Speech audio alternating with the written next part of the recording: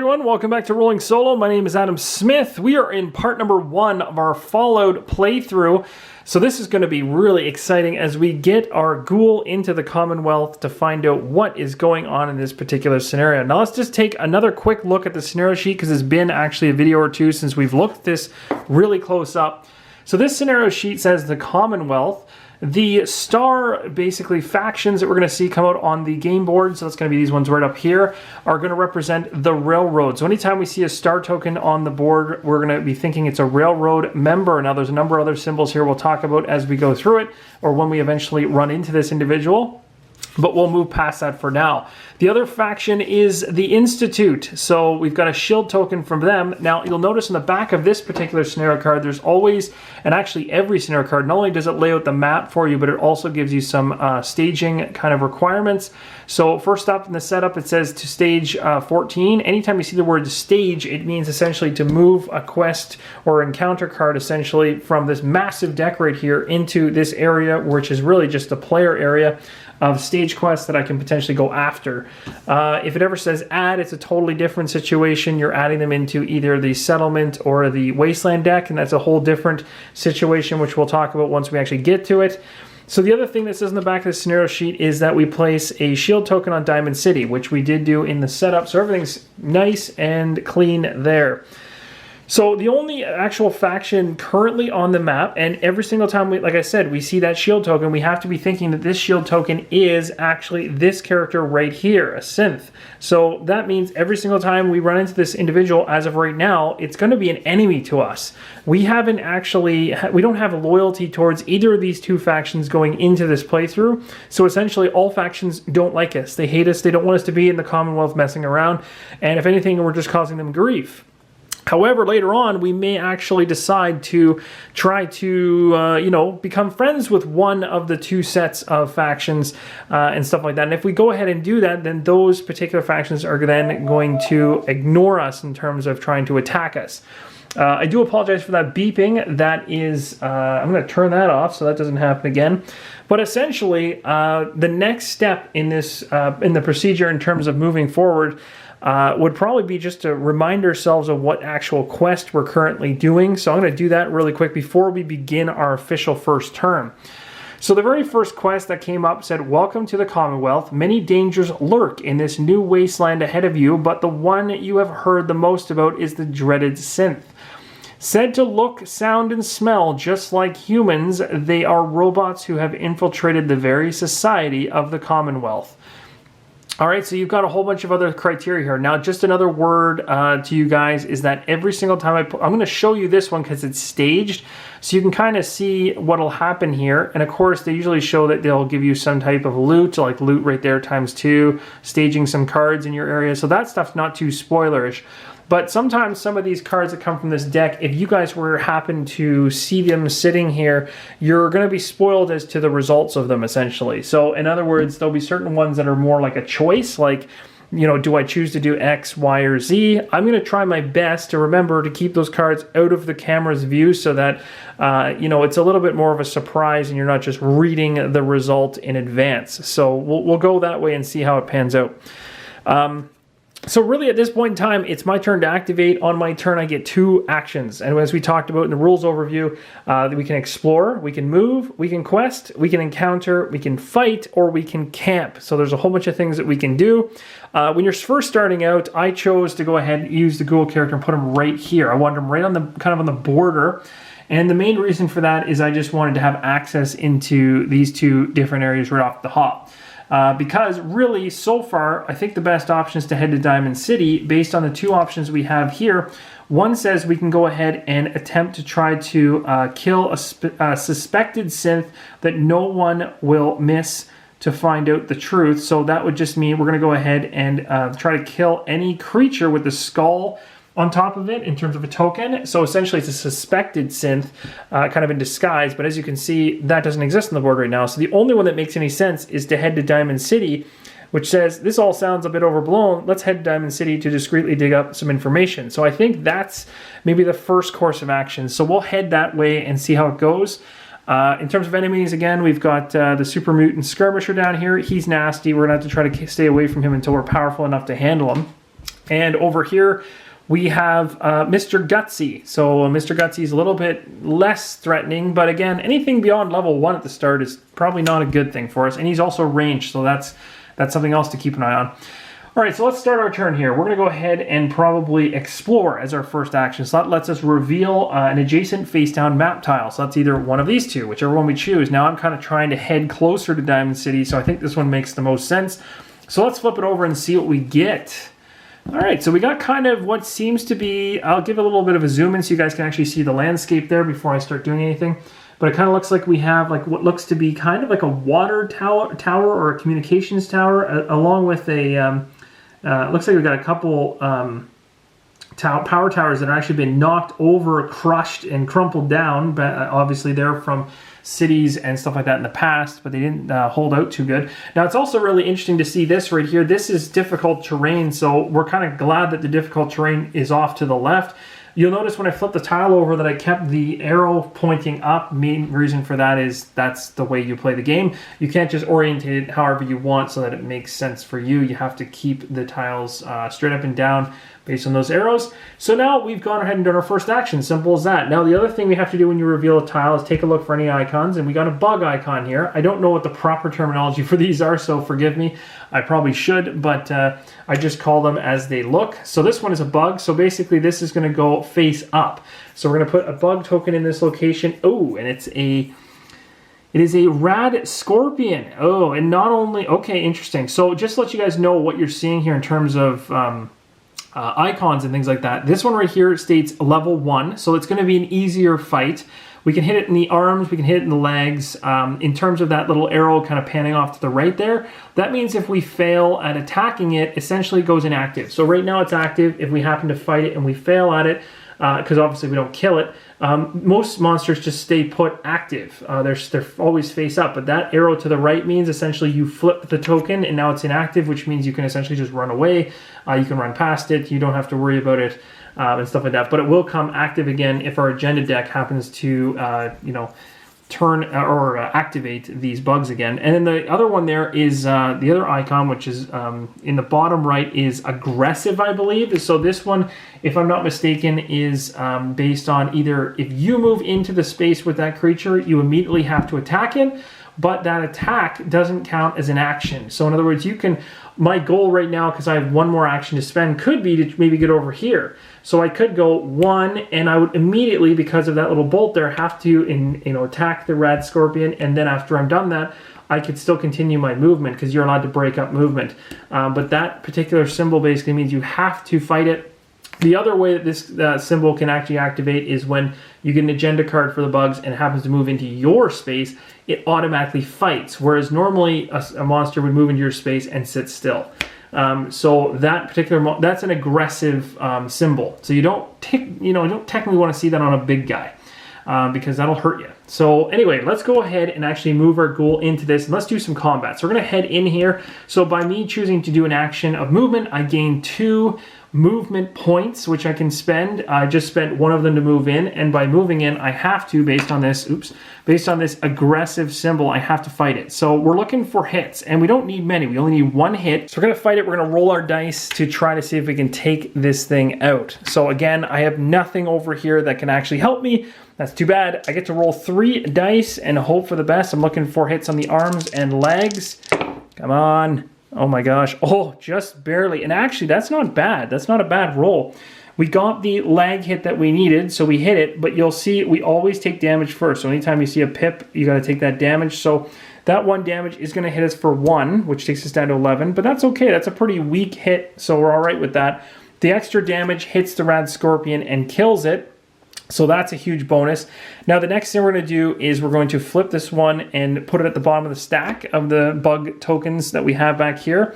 The thing you do as soon as you kill off a particular enemy, essentially when you kill it, is you always have to replace the same type of token on the map closest to the survivor. So currently there's a bug symbol right beside it, of course, but you're not going to activate it. It's going to stay inactive beside me, because otherwise you'd just be in this constant state of fighting and things like that. And that's the way the game allows respawns of enemies without actually impacting your movement and stuff like that in the game.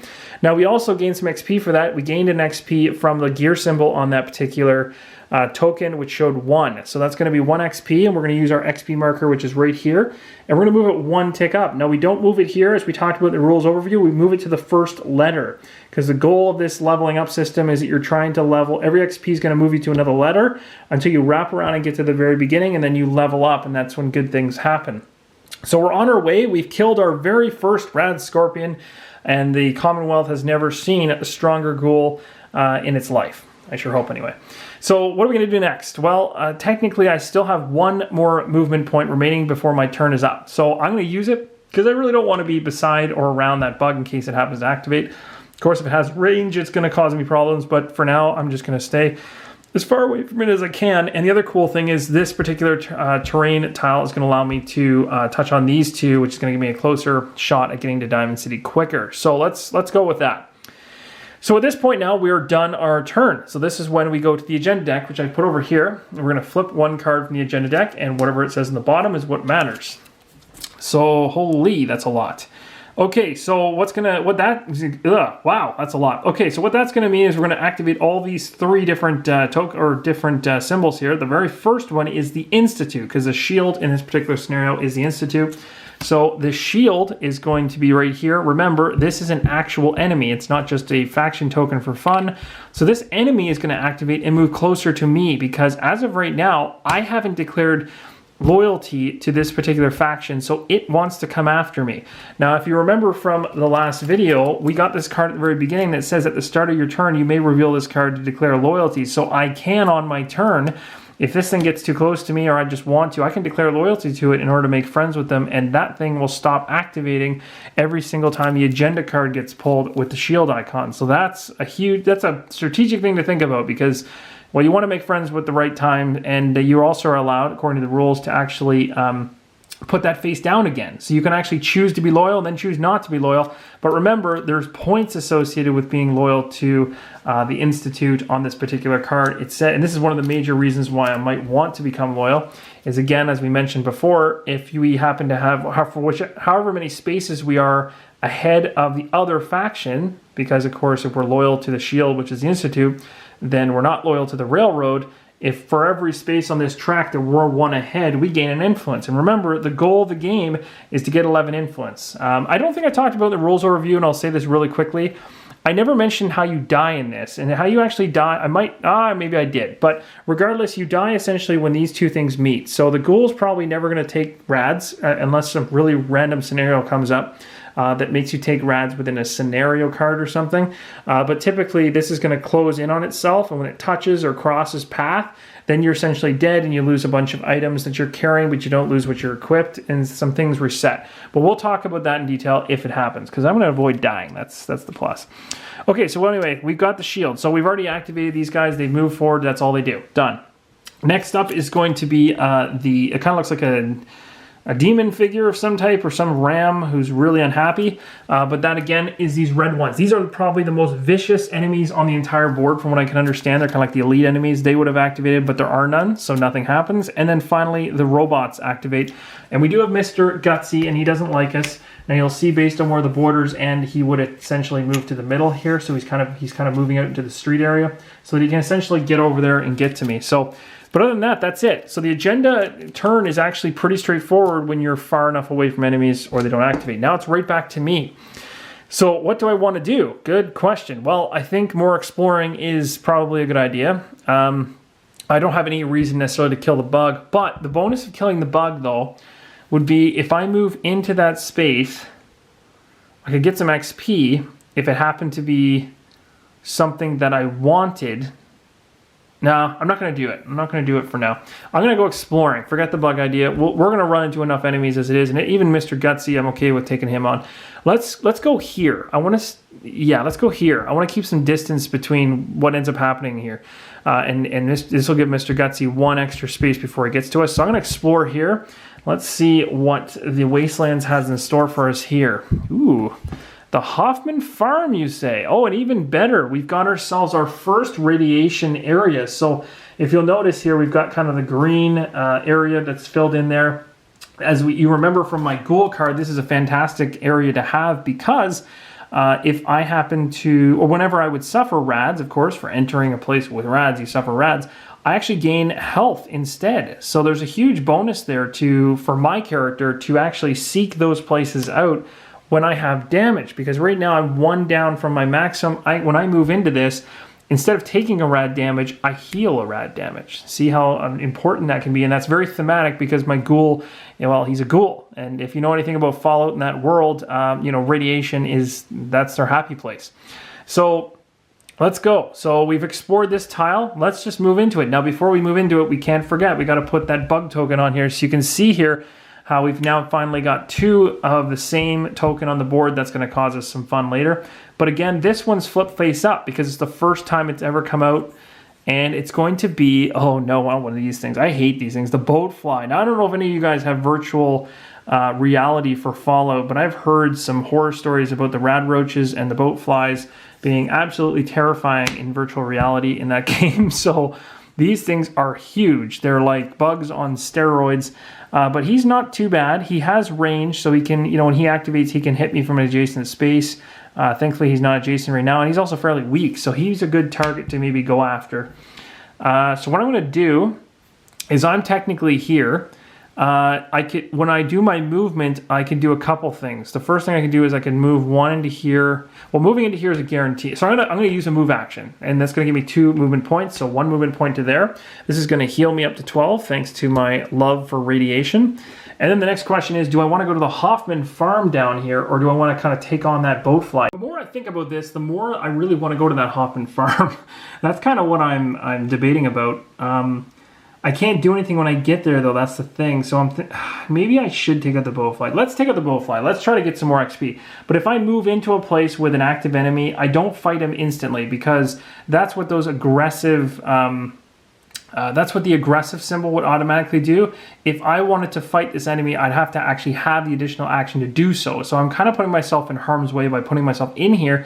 Because if this particular, but you know what, regardless, at the end of the day, this bowfly has range, so he'd be able to hit me in any spot adjacent. So this is actually the smartest move. I might as well just take him out. It'll be good for XP. So we're done. So now we're going to go ahead and pull a card from the agenda deck.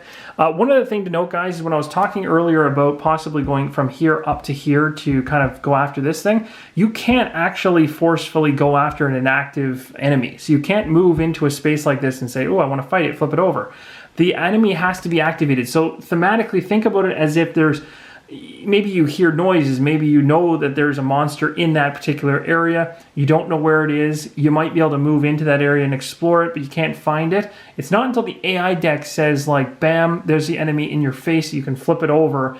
And at that point, then you can think of it thematically like it's actually in your space, it's moved. Because as you can see, I mean, if you look at these spaces, they're quite large. This isn't like you're talking about a room. You're talking like a giant landmass. So you have to think about it on that scale, even though the miniature takes up, a good chunk of the actual scale in that particular area.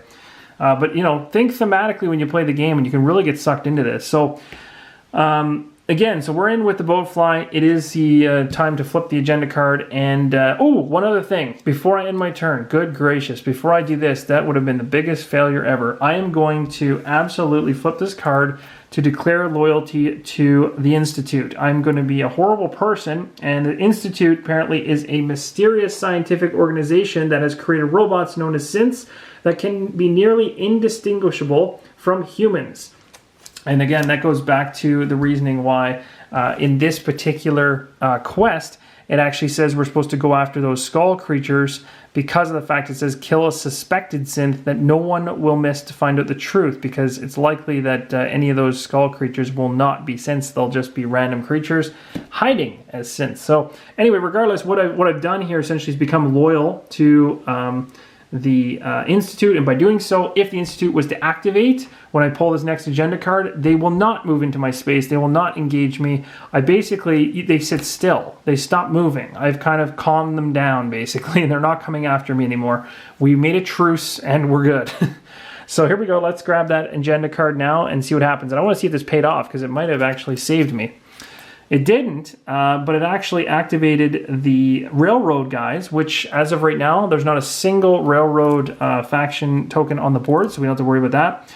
But the ones that does activate is this one right here, which is kind of like a bio symbol, and it's for the Super Mutant Skirmisher. So the Super Mutant Skirmisher is going to move. We got to figure out what the best movement would be for him to get to me. So he'd be probably going 1, 2, 3, 4, 5, 6, or maybe he would go, he can actually, with this little line right here, go from here to 2 to 3 to 4 to 5. Actually, that's the fastest route. So he's going to cross to here, and that's actually going to give him ability to touch either of these next. So that's his best movement. And again, when you're doing the AI, you're always doing the worst for you, essentially, when you're playing a game like this. It's always, you got to think like the AI has got to be smart. They're not stupid. They're not going to take the long way around.